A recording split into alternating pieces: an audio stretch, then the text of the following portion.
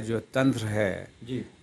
सिर्फ ये medical system में स्टाफ की कमियां नहीं है, डॉक्टर्स की कमियां नहीं है, बाकी भी जो जनरल एडमिनिस्ट्रेशन है उसमें भी बहालियां नहीं हो रही। कर्मचारी और क्लर्क्स वगैरह की जो तैनाती होनी चाहिए जी। वो 1/3 फोर्स से काम कर रहा है ज़िला। नीतीश दबाव कुमार में अपने मन से डिसीजन नहीं लेते हैं। अब मुझे तो नहीं लगता बीजेपी का और जो जो दिल्ली से प्रभाव साफ नजर आता है कई मामलों में। नमस्कार, आप देख रहे हैं लाइव सिटीज। मैं हूं आपके साथ सौरभ राज। कोरोना एक बार फिर से लोगों को डरा रहा है। बिहार में भी काफी ज्यादा आंकड़ा सामने नजर आ रहा है। खुद कैबिनेट के कितने मंत्री बिहार सरकार के कोरोना पॉजिटिव हो गए हैं। मेरे साथ कांग्रेस के सांसद वरिष्ठ नेता मोहम्मद जावेद हैं। इनसे जानेंगे कि जिस तरीके से फर्स्ट फेज और सेकेंड फेज में कोरोना की स्थिति जो भयावह नजर आई थी, क्या इस बार सरकार कुछ काम की है, सरकार को क्या करना चाहिए ताकि इस बार स्थिति भयावह न हो। सर, पहला फेज देखे कि मजदूर बेबस नजर आए। सेकेंड फेज में हॉस्पिटल की जो दुर्दशा है वो सामने नजर आई। सरकार को क्या करना चाहिए जो ताकि तीसरा फेज में लोगों की स्थिति भयावह न हो।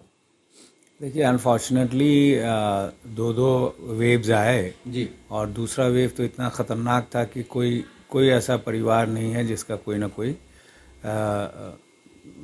जिसका नुकसान ना हुआ हो।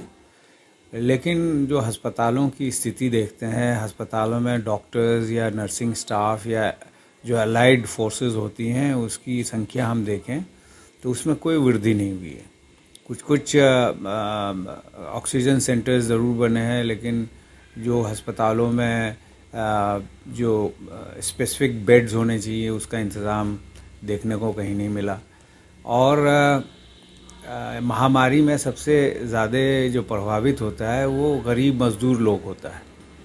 और आप जानते हैं कि बिहार पिछले कुछ दशकों से हिंदुस्तान का सबसे पिछड़ा और सबसे गरीब राज्य है, जहाँ के लगभग 10% जो है आबादी मजदूरी अलग अलग हिंदुस्तान के कोनों में करती है। तो उनकी दुर्दशा हमने मोनेटाइजेशन डीमोनेटाइजेशन में भी देखा, लॉकडाउन में भी देखा, सेकेंड वेव में भी देखा। तो मुझे तो कहीं नज़र नहीं आ रहा है कि सरकार के तरफ से कुछ भी सुधार की तरफ कुछ इन लोगों ने कुछ किया है। कुछ आप सरकार को, बिहार सरकार को कुछ सलाह देना चाहते हैं सर, ताकि जो कोरोना के जो स्थिति बन रही है उसमें मजदूरों के या छोटे लोगों को तकलीफ ना हो, परेशानियां ना हो। सबसे पहले तो जैसा मैंने कहा कि जो तंत्र है जी। सिर्फ ये मेडिकल सिस्टम में स्टाफ की कमियां नहीं है, डॉक्टर्स की कमियां नहीं है, बाकी भी जो जनरल एडमिनिस्ट्रेशन है उसमें भी बहालियां नहीं हो रही हैं।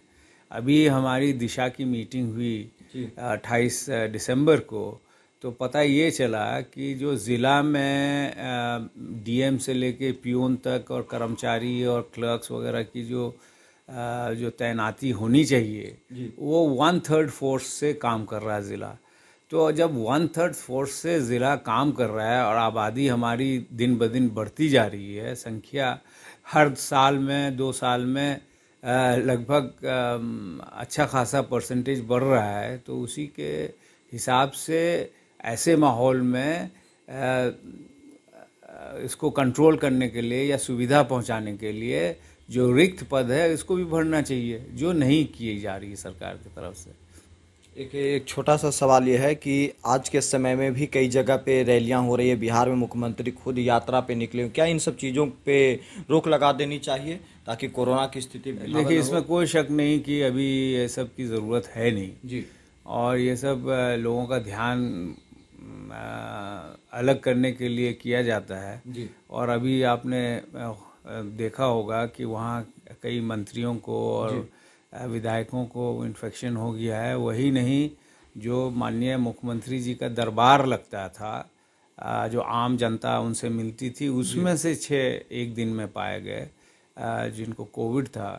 तो इसको तो कंट्रोल करने की ज़रूरत है, बट साथ साथ ये भी हमें देखना है कि पूरा जो सिस्टम है इसको हॉल्ट में नहीं करना है। ये नहीं कि आप जो है रोज़ी रोटी छीन लें। एक बैलेंस की ज़रूरत है और हम उम्मीद करते हैं नीतीश जी बहुत एक्सपीरियंस्ड हैं, लेकिन अब बीजेपी के साथ रह के इनकी जो कल तक जो अपने मन से निर्णय लेते थे, अब वो बात नहीं रही। अब अब बीजेपी के नीतीश दबाव कुमार में अपने मन से डिसीजन नहीं लेते हैं। अब मुझे तो नहीं लगता बीजेपी का और जो जो दिल्ली से प्रभाव साफ नज़र आता है कई मामलों में। तो अब तो ये बहुत तेज़ी से हिंदुस्तान में ये जो नया कोविड स्ट्रैंड है बढ़ रहा है और 4 दिनों में डबल हो गया। जी। जो लगभग 27,000 था, 54-55,000 हो गया 4 दिन के अंतराल में। तो बहुत गंभीर सिचुएशंस हो सकते हैं, तो इसको तैयारी करनी चाहिए। चलिए, शुक्रिया sir, thank you. Thank you.